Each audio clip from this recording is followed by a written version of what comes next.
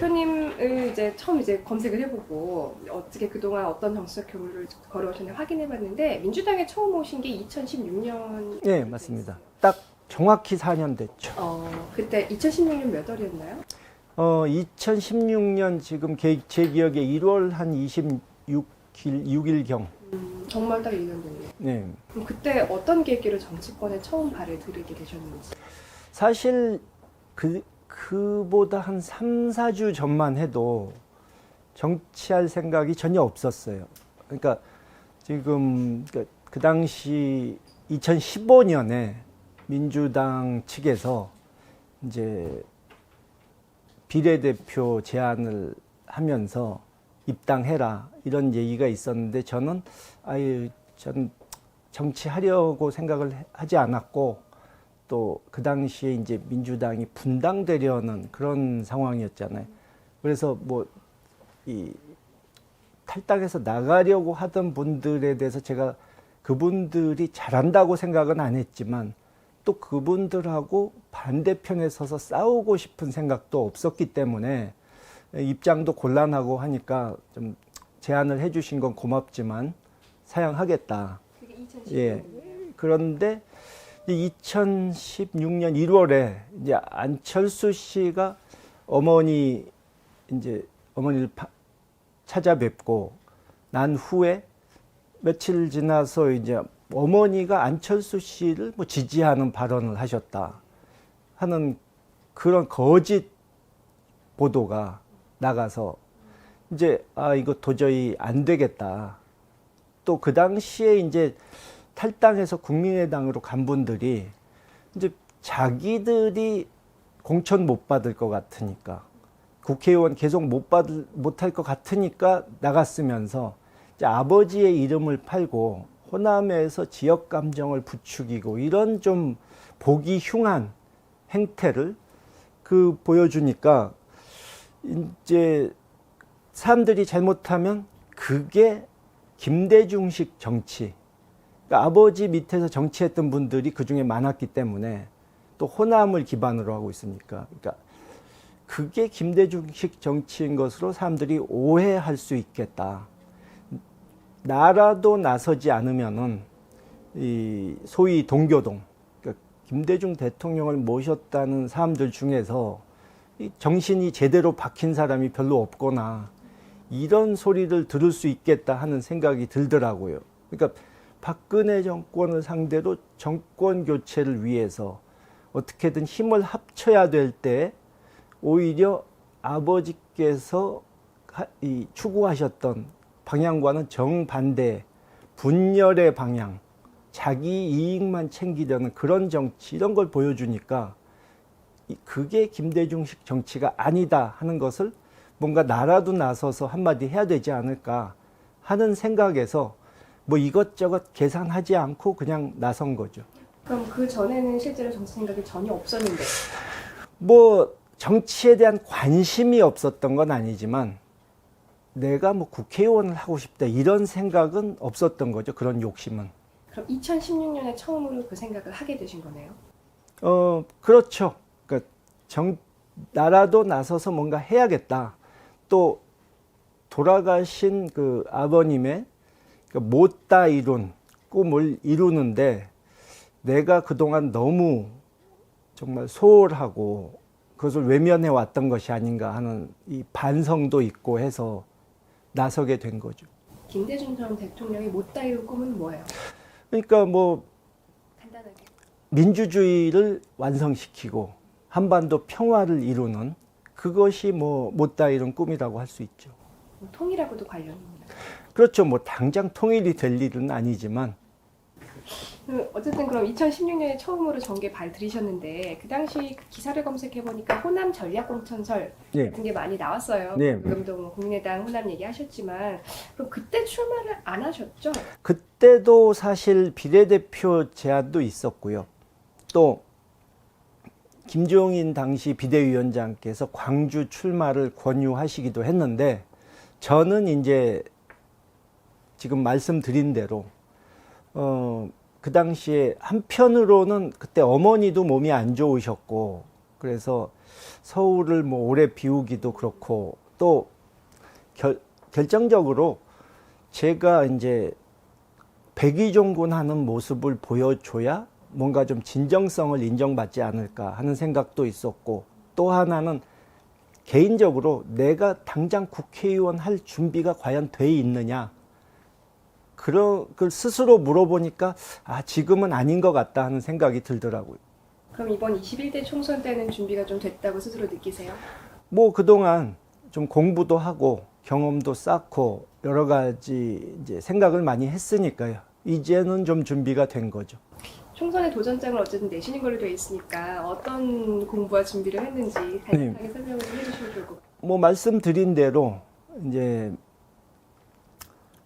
아버님의 유지를 좀 따라서 다른 부분보다, 사실 아버지께서는 다양한 분야에 이 전문성을 갖고 계셨던 분이지만, 저는 뭐 아버지를 따라가기에는 100분의 1도 못 되는 사람이기 때문에 제가 잘할 수 있는 분야, 또 지금 우리에게 시급한 것이 뭐냐, 이렇게 생각을 해보니까 역시 이제 외교와 남북관계, 그러니까 한반도 평화를 위한 그런 부분에 있어서 좀 기여를 할 수 있지 않을까. 또 그 부분에 있어서는 국회의원 중에 그렇게 전문성을 가지고 적극 나섰던 분들이 많지가 않으니까 내가 역할을 할 공간이 좀 있을 것 같다 하는 생각이 들었죠. 지금 민주당에 실제로 남북관계나 외교 전문가라고 꼽으실 만한 분이 마땅치는 않은 상황입니다. 몇 분 계시지만 많지는 않죠. 다른 당엔 또 뭐 그리 눈에 띄는 분들이 많지 않고. 실제로 문재인 정부 출범하고 나서 물밑에서 뭐 중국도 많이 다녀오시고 하지 않았습니까? 예, 뭐 지난 3, 4년간 이제 일본, 중국 뭐 이런 데를 다니면서 이제 북측도 접촉하고 뭐 양측 정부의 주요 인사도 만나고 하면서 한국의 입장을 최대한 알리려는 노력을 많이 했죠.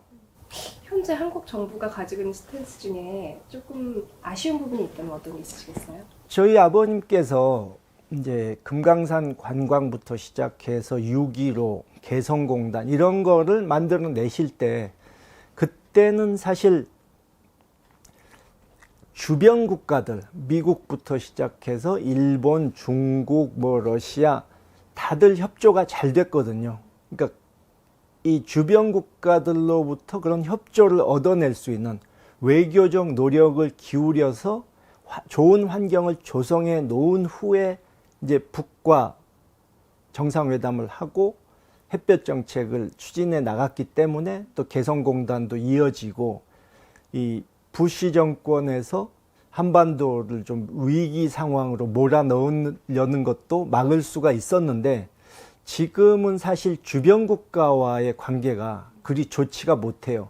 물론 이게 지금 문재인 정권의 잘못만이냐, 그건 아니죠. 그러니까 어쩔 수 없는 불가항력인 부분도 있는데, 그러니까 그래도 그것을 좀 개선하려는 외교적 노력, 그런 부분이 조금 부족하다. 더 적극적으로 해야 된다. 특히 대미 외교. 그리고 또 남북 관계에 있어서도 이 대통령께서 연초에 이제 좀 더 우리가 적극적인 역할을 하겠다. 말씀하신 거는 참 긍정적인데, 그것이 한 6개월 더 빨랐으면 좋지 않았을까 하는 조금 아쉬움이 있습니다. 코로나 바이러스 정국 아까 우리 처음에 얘기 좀 나눴는데요. 예. 대북 정세에 악영향을 미치지는 않을까요? 코로나 바이러스 정국이? 사실 그 점이 굉장히 걱정이 돼요. 제가 이제 중국 측에서 좀 파악해 보니까 이제 북한이 지금 상당히 형편이 어렵잖아요. 제재 때문에. 그러면은 유일하게 제재를 피해서 달러를 벌어들일 방법이 관광밖에 없는데, 그래서 중국 측에다가도 관광객을 많이 보내달라는 요청을 했고, 중국도 이제 전략적으로 북한이 어떤 위험한 행동을 하지 못하도록 좀 말릴 필요가 있으니까 그런 부분은 협조하겠다고 해줬는데, 지금 뭐 관광 부분에서 좀 제동이 걸렸고, 그것 말고도 사실 중국 측이나 한국 측에서 생각했던 것은 중국 관광객들이 북한을 갔다가, 사실 북한만 놓고 보면 관광지로서의 이 개발이 부족하니까, 덜 돼 있으니까 한국도 오는 패키지, 남북한 관광 패키지를 만드는 것을 좀 고려를 하고 있었거든요. 그렇게 되면은 뭐 북이나 우리에게나 다 좋은 일인데, 그런 부분에 있어서 좀 차질이 좀 생겼다고 볼 수 있죠. 중국이 결국은 되겠지만. 북한과 한국 관광 패키지를 지금 구상했단 말씀이신데, 예, 그 부분을 생각하고 있는 것으로 알고 있어요. 그러면은 실제로 중국 사람이 북한에 들렀다, 한국에도 왔다가 그렇죠. 들어간다는 말씀인가요? 그럼 그렇죠. 북한과 한국 간 이동은 뭘로 하나요? 뭐 배로 할 수도 있고 비행기로 할 수도 있고, 어차피 이 북한 내에서 도로나 철도로는 이동이 참 쉽지가 않아요. 워낙 그런 쪽이 지금 열악한 상황이라. 그래서 예를 들어서 마식령, 원산 뭐 이런 데 보고 금강산 왔다가 배로 강원도 쪽으로 올 수도 있는 거고, 뭐 방법은 얼마든지 있죠. 굉장히 구체적으로 좀 추진이 될 가능성이 높은.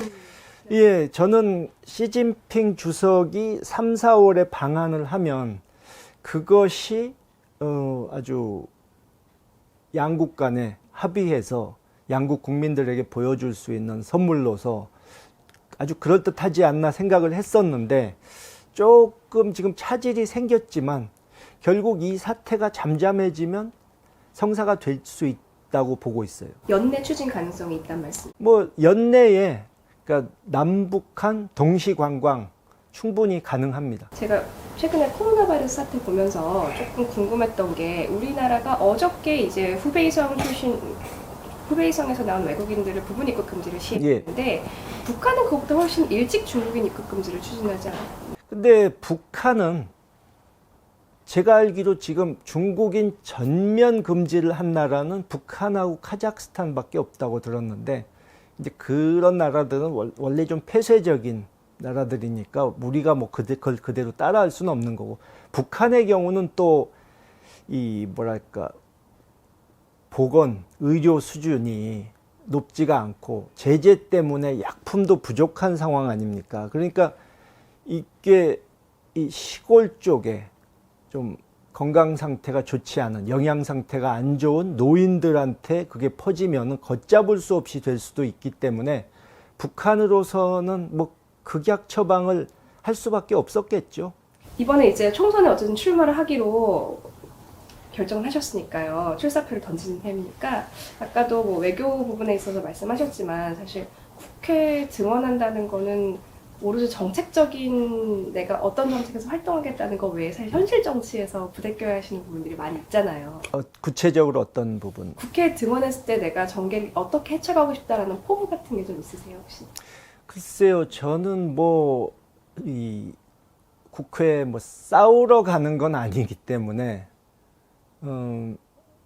가급적이면 이런 한반도 평화라든가 주변 국가의 외교 부분에 있어서도 다른 생각 가진 분들도 뭐 예를 들자면 같이 동행해서 이 북한을 가든 중국을 가든 이렇게 하면서 그분들을 좀 설득하고, 좀 국익을 위해선 참여할 수 있는 부분은 동참해 달라고 그렇게 할 생각이고요.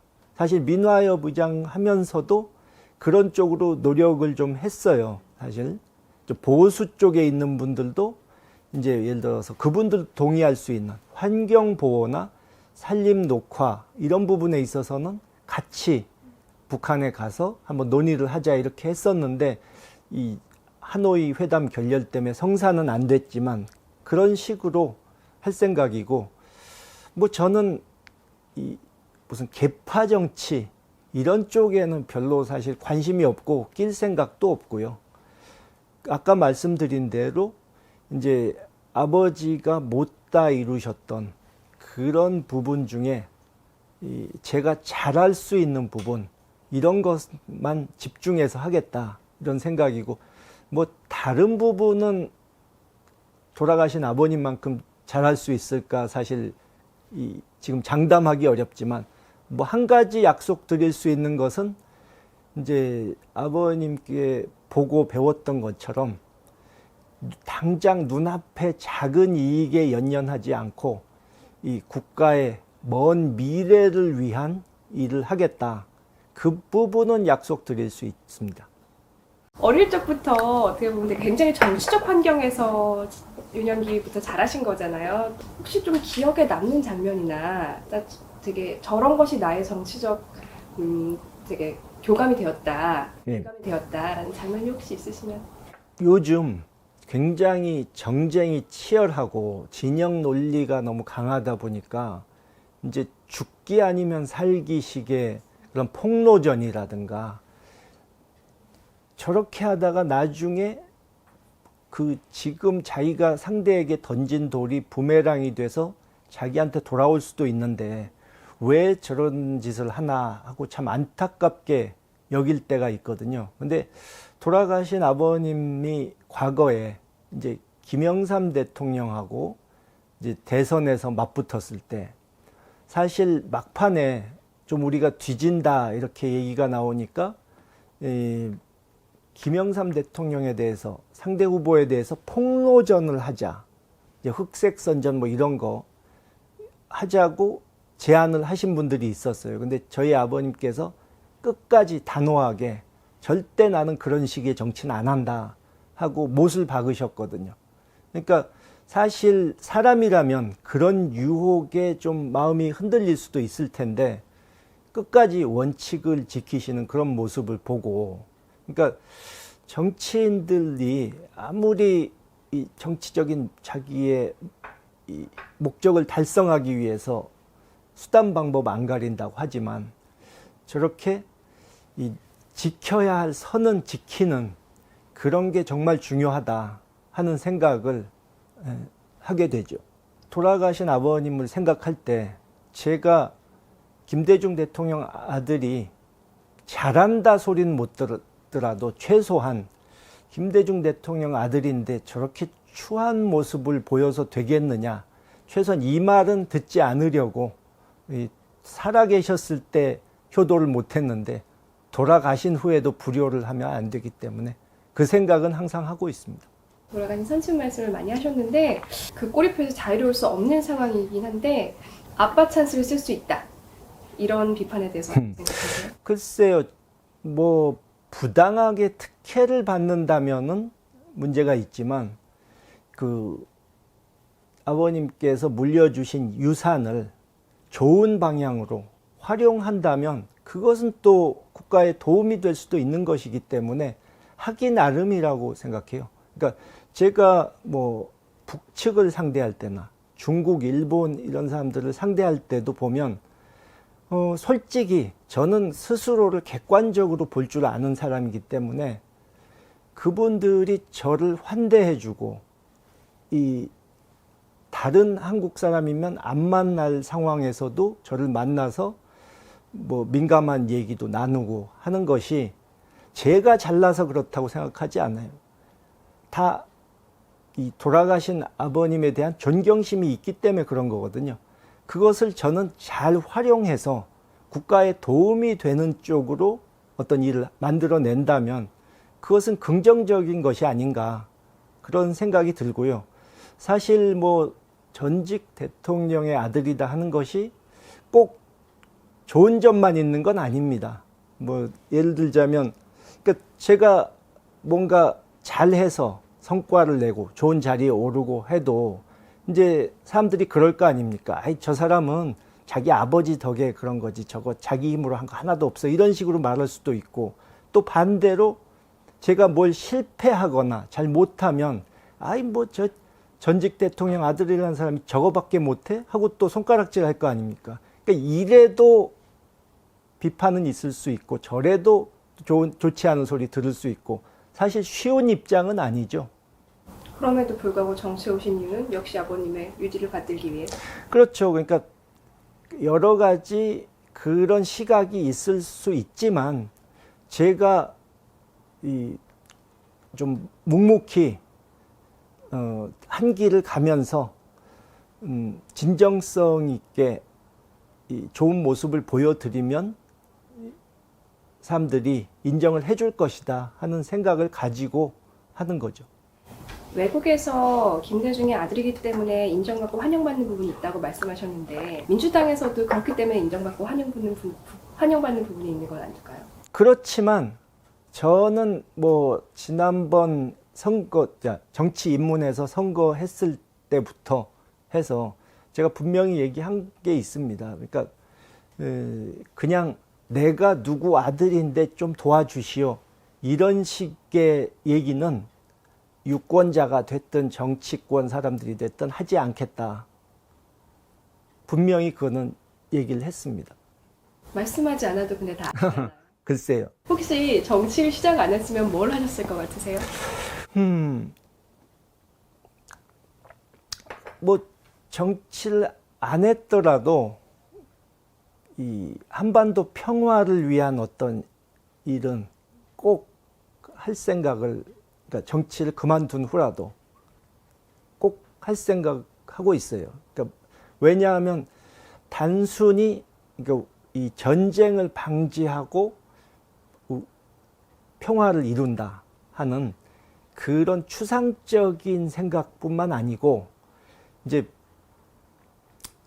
그동안의 얘기가 많이 나왔지만 우리가 여러 가지로 지금 어렵잖아요. 경제적으로도 그렇고 이제 저성장, 저출산 여러 가지 벽에 부딪혀 있는데 그것을 극복하고 뭔가 우리 민족이 다시 한번 도약할 수 있는 기회를 찾아야 되는데, 뭐 여러 가지 방법이 있지만 그래도 가장 가능성이 높은 길, 좀 확실한 한 방은 역시 북방 개척이다. 그러니까 남북이 협력하면 해낼 수 있는 게 너무 많기 때문에, 그러니까 우리의 미래를 위해서라도 한반도 평화와 남북 협력은 꼭 해야 되겠다 하는 생각을 아주 굳게 갖고 있는 거죠. 조국 사태 때문에 워낙에 이제 뭐 불공정하다, 무슨 기회 평등하지 않기, 하지 않다는 그런 여러 가지 사회적인 목소리가 컸던 적이 있어요. 최근에 문희상 의장님 아드님도 정치, 사실 뭐 출판 기념회까지 다 하고 정치를 하겠다고 선언하셨다가 물러나신 일이 있거든요. 그걸 보면서 좀 어떤 생각을 하셨는지도 좀 궁금한데요. 뭐 좀 개인적으로 보면 뭐 좀 안타까운 일인데, 이제 뭐 정치를 하는, 그러니까 정당의 입장에서 국민의 여론을 따를 수밖에 없는 것이기 때문에 뭐 불가피하게 그럴 수밖에 없지 않았나. 그러니까 아버지에게서 바로 그냥 직접 물려받는다는 것에 대한 인식이 나쁘니까 어쩔 수가 없지 않았나 하는 생각이 들고요. 근데 이제 젊은 층에서 요즘 이렇게 지금 말씀하신 공정의 문제 때문에 굉장히 정치에 대해서 그렇지 않아도 정치권에 대한 인식이 좋지 않았는데 또 실망감이 좀 커지고, 또 그러다 보니까 뭐 선거 때 이제 무당층으로 돌아선 분들이 투표를 안 하지 않을까, 또 그런 얘기도 많이 나오고 있어요. 근데 저는 그분들에게 하고 싶은 말씀은, 그러니까 실망시켜 드린 부분은 당연히 죄송하게 생각하지만, 그러니까 절대 투표를 포기하지 말고 전략적으로 투표해라. 그러니까 이 정치가 마음에 안 든다, 정치인들 보기 싫다 해서 정치를 외면하면 정치의 수준은 점점 더 떨어질 수밖에 없고, 내가 바라던 것과 반대 효과가 나오니까 어떻게든 이 투표장에 나가야 되고, 또 내 마음에 쏙 드는 정당이나 후보가 없을 수도 있지만, 저희 아버님도 항상 생전에 말씀하셨듯이 정치란 게 현실이기 때문에 최선이 없으면 차선이라도 찾아야 되고, 차선이 없으면 차악이라도 덜 나쁜 측이라도 찾아야 최악의 결과가 안 나오는 것이기 때문에 신중하게 좀 심사숙고해서 꼭 투표권은 행사하셨으면 좋겠어요.